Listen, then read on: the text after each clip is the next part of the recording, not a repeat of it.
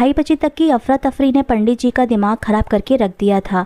ये लाओ वो लाओ, ये दिखाइए वो दिखाइए, ऐसा क्यों है, कहाँ है, किस तरह है, इसका सबूत उसका साक्ष्य।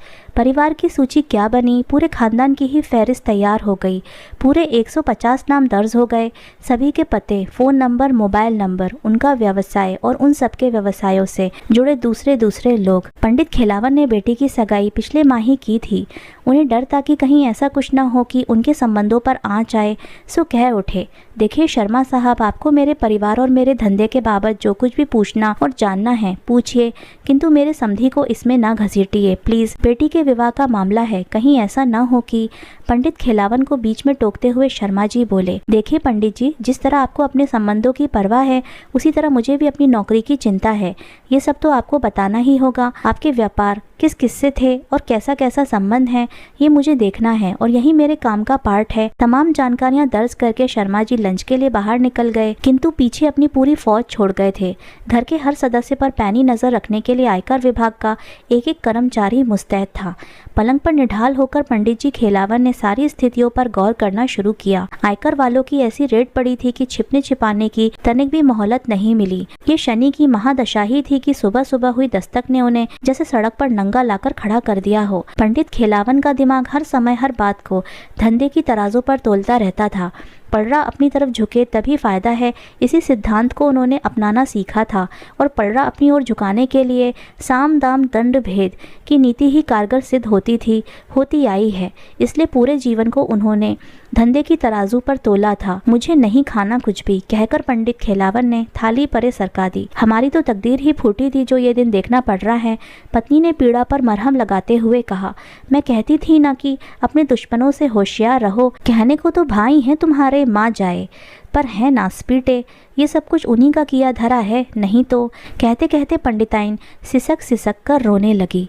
देख लूँगा, एक एक को देख लूँगा, किसी को नहीं छोड़ दूँगा। मुझे बर्बाद करने पर तुले हैं, उनको भी आबाद नहीं रहने दूँगा। क्या मैं उनकी रग रग को नहीं जानता हूँ कि उनकी औलादें क्या क्या गुल खिलाती फिरती हैं। मेरे मुंह खोलने की देर भर है, सब लपेटे में आ जाएंगे। पंडित जी जोर जोर से चिल्ला रहे थे। वो जानते थे कि दीवार के उस पार जरूर भाइयों के कान लगे होंगे। भाभीियों को चटकारे लेने का आज अच्छा मौका जो मिला था। आयकर जांच के अधिकारी ने लंच से लौटते ही एक एक चीज का मूल्यांकन करना शुरू कर दिया। पत्नी के कान नाक को भी उन्होंने नहीं छोड़ा। हर चीज सामने होनी चाहिए, सोना चांदी हीरा मोती नकदी बैंक बैलेंस जमीन जायदाद फैक्ट्री दुकान घर मकान कोठी बंगला खेत खलिहान सब कुछ नामे या बेनामे।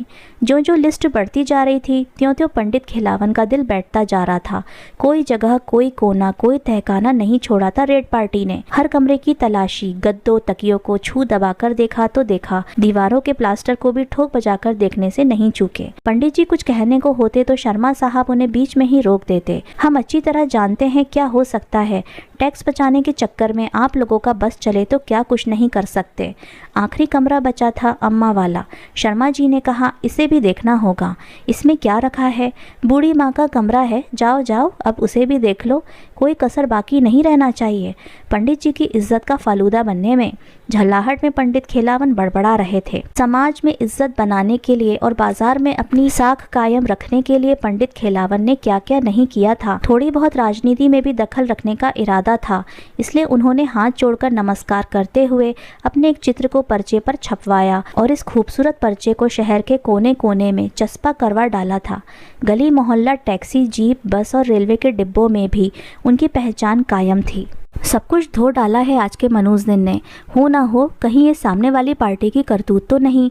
हो भी सकता है क्योंकि अभी वो पार्टी पावर में है। उनका मानना था कि अगले चुनाव में केंद्र वाली पार्टी ही राज्य में आएगी, इसलिए उससे ही जुड़ना ठीक होगा। पर इस बार के अनुमान में वो गच्चा खा गए। अम्मा 80 को पार कर रही थीं। इस आयु में तो हर कोई सठिया जाता है। बात बात पर बच्चों जैसी जिद। अब वो क्या जाने कि ये आयकर क्या होता है। वह तो जिद पर अड़ी है कि अपने कमरे में किसी को नहीं आने देंगी। आंख से भले ही पूरा दिखाई ना देता हो, पर किसी बच्चे के पैरों की आहट भी सुनाई दे जाती है तो कोहराम मचा देती हैं, रोने लगती हैं। उन्हें अकेले पड़े रहना ही सुहाता है। अब अम्मा को कौन समझाए कि ये रेड पार्टी वाले जो ठान लेते हैं करके ही दम लेते हैं, उन्हें तो ये कमरा भी चेक कराना ही होगा। शर्मा जी समय की नज़ाकत को जानते थे और जांच पड़ताल के दौरान किसके साथ कैसा व्यवहार करके जड़ तक पहुंचना है खूब जानते थे। उन्होंने सभी को रोककर अकेले अम्मा के कमरे में प्रवेश किया। अम्मा पाए लागू, कैसी हो अम्मा जी? बहुत दिनों से सुनता था कि बड़े बूढ़ों का आशीर्वाद जीवन में पग पग पर कामयाबी देता है। क्या ऐसा वरदान आप मुझे नहीं दोगी? बेटा, सब करनी का फल है, आशीषों से क्या होता है। पर तुम कौन हो? सुबह से इस घर में कोहराम मचा हुआ है, क्यों परेशान कर रखा है मेरे बच्चों को? अम्मा के शब्दों में तलखी भी थी और आर्तनाद भी, जैसे वह सब कुछ जानती समझती हूँ। शर्मा जी ने अम्मा को जैसे समझाने का प्रयास किया, हम लोग सरकारी आदमी हैं अम्मा, हमारा काम है गलत तरीकों से कमाए गए रुपए पैसों की पड़ताल करना। खरी कमाई पर खरा टैक्स लेना सरकार का कायदा है। अब देखिए ना अम्मा जी, मैं ठहरा सरकारी मुलाजिम, मुझे आदेश मिला है कि पंडित खेलावन पर टैक्स चोरी का मामला है, उसकी छानबीन करो, सो आदेश तो बचाना ही होगा ना। अब बताइए अम्मा, इसमें मेरा क्या दोष है? जो खरा है तो खरा ही रहेगा। पंडित जी ने कोई गुनाह किया तो नहीं है, तो उन्हें सजा कैसे मिल सकती है? पर खाना पूर्ति तो करनी ही होगी ना। सो तो है बेटा, तुम आदमी भले लगते हो, मुझसे क्या चाहते हो? सारे घर का हिसाब तो तुम ले ही चुके हो। लो मेरा कमरा भी देख लो, यही चाहते हो ना? पूरी कर लो ड्यूटी अपनी। शर्मा जी की बातों से अम्मा प्रभावित हुई थी। पुराने कमरे में क्या लुका धरा है, लेकिन शर्मा जी की पैनी नजर ने संदेह तो खड़ा कर ही दिया था। इस संदूक में क्या है अम्मा? जरा खोल कर तो दिखाओ। शर्मा जी ने कहा तो अम्मा जैसे फिर बिफर पड़ी। नहीं नहीं, इसे नहीं खोलने दूंगी, तुम इसे नहीं देख सकते। लेकिन ऐसा भी क्या है अम्मा, संदूक को ज़रा देख तो लेने दो। शर्मा जी बोले, आपने ही तो कहा है कि मुझे मेरी ड्यूटी पूरी करने देंगी, सो समझिए कि मेरी ड्यूटी में हर बंद चीज़ को खोलकर देखना शामिल है। अम्मा ने अब और जिद नहीं की, खटिया से उठी, दरवाज़ा भीतर से बंद किया। संदूक का नाम सुनते ही पंडिताइन के मन में खटका हुआ था कि हो ना हो बुढ़िया ने सबसे छिपा कर जरूर कुछ बचा कर रखा है, इसलिए वो अपने संदूक के पास किसी को फटकने तक नहीं देती थी। ज़रूर कुछ ऐसा है जिसे शर्मा जी ताड़ गए हैं। नहीं तो इधर पंडित जी भी शंकालु हो उठे तो पंडिताइन से कहने लगे, अम्मा रहती हैं मेरे यहाँ और मन लगा रखा है दूसरे बेटों के साथ, भले ही वे उन्हें न पूछते हों। कहीं ऐसा तो नहीं है कि बड़के भैया के लिए कुछ रख छोड़ा हो। चलो जो भी होगा आज सामने ही आ जाएगा। बंद कमरे में पसरे अंधकार में पिछली खिड़की से जो थोड़ी रोशनी की लकीर आ रही थी, उसी रोशनी में संदूक रखा था। ताला खोलकर जो अम्मा ने संदूक का ढक्कन उठाया तो शर्मा जी अवाक रह गई। रोटियां? अम्मा ये क्या है? रोटियां और संदूक में? हाँ बेटे, यही जीवन का सत्य है। रोटियां, इन्हीं के लिए इंसान दुनिया में जीता है, जीवन भर भागता फिरता है, रात दिन एक करता है, बुरे से बुरा काम करता है। किसके लिए? रोटी के लिए ही तो। खाना तो उसे सिर्फ 2 ही रोटी है, फिर भी न जाने क्यों कहते कहते अम्मा का गला भर उठा था। लेकिन माँ जी, ये तो सूखी रोटियां हैं, आपने इन्हें संदूक में सहेज कर क्यों रख कर छोड़ा है? शर्मा जी इस गुत्थी को सुलझा नहीं पा रहे थे, भले ही उन्होंने बड़ी से बड़ी गुत्थियों को सुलझा दिया हो। सप्ताह में एक दिन ऐसा भी आता है बेटे जब कोई घर में नहीं रहता। इतवार को सभी बाहर खाना खाने जाते हैं, उस दिन घर में रोटी नहीं बनती।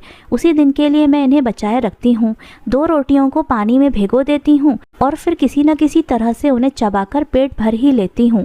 लो बेटे, तुमने तो देख ही लिया है, अब इस कटु सत्य को पूरे घर के सामने भी जाहिर हो जाने दो। न जाने मेरे बच्चे क्या सोचेंगे।